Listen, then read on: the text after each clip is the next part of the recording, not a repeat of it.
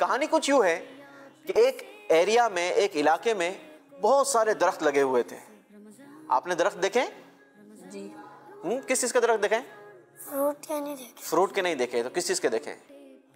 सादे। ऐसे ही सादे, कोई नीम का देख लिया, कोई दूसरा दरख्त देख लिया, ये हो सकता है। चलो भाई, आपने कौन सा दरख्त देखा है? फालसे। फालसे का देखा है? अच्छा, वाह भाई वाह। चलो, फालसे खाए आपने?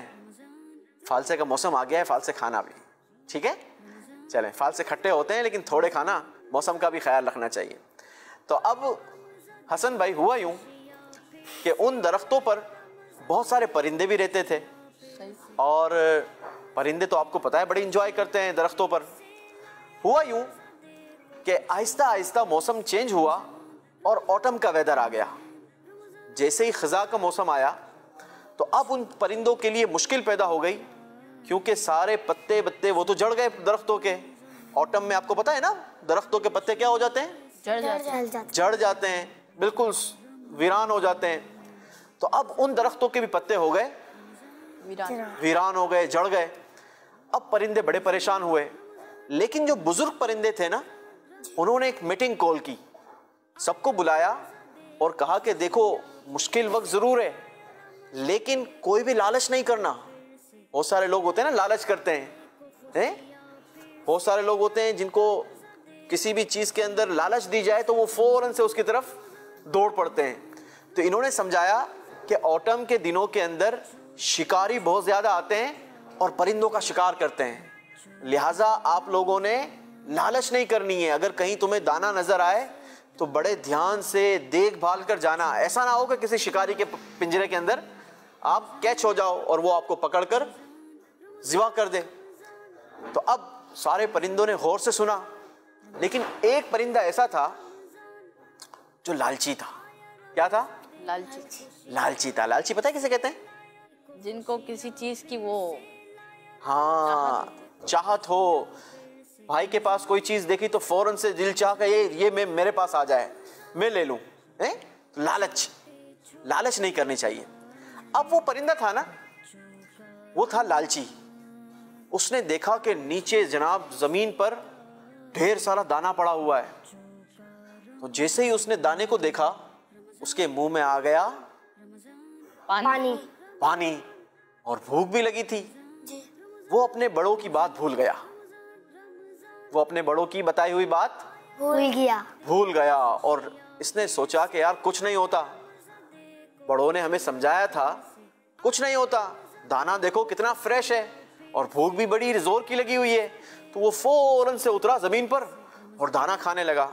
अभी इसने थोड़ा सा ही दाना खाया था कि अचानक से एक जोर से आवाज आई, अड़ाक। आवाज आते ही उसके ऊपर एक जाल गिरा और वो उस जाल के अंदर फंस गया। अब जैसे ही वो जाल के अंदर फंसा ना, एक शिकारी आया और इसको जाल से निकाला, इसको ज़िबा किया और खा गया। नुकसान हुआ ना लालच का जी। अच्छा, अब उस शिकारी ने एक और जगह पर दाना डाला, एक और जाल लगाया। अब वो इंतजार करने लगा, करते करते करते करते शाम हो गई, लेकिन अब उसके जाल के अंदर कोई भी नहीं आया। वो सोचने लगा कि यार ये क्या वजह हुई कि एक परिंदा तो आ गया मेरे जाल के अंदर, ये दूसरा परिंदा क्यों नहीं फंसा।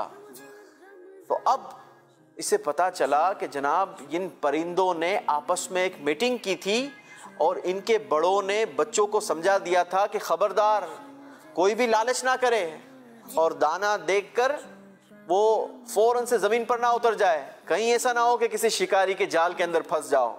इस वजह से मेरे जाल के अंदर अब कोई शिकार दूसरा नहीं फंसा। वो जो लालची था वो फंस गया और उसे उसके लालच की सजा मिल गई। प्यारे बच्चों, इस कहानी से हमें क्या सीखने को मिला? कभी भी लालच नहीं करनी चाहिए। आपने क्या सीखा?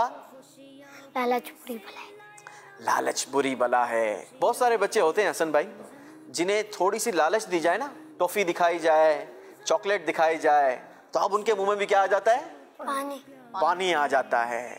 और जो गंदे लोग होते हैं ना, बुरे लोग होते हैं, वो फिर इस किस्म की लालच देकर बच्चे को कैच कर लेते हैं, पकड़ लेते हैं। अच्छा, इसी तरीके से शैतान भी बड़ा मक्कार है, वो भी इंसान को लालच देता है।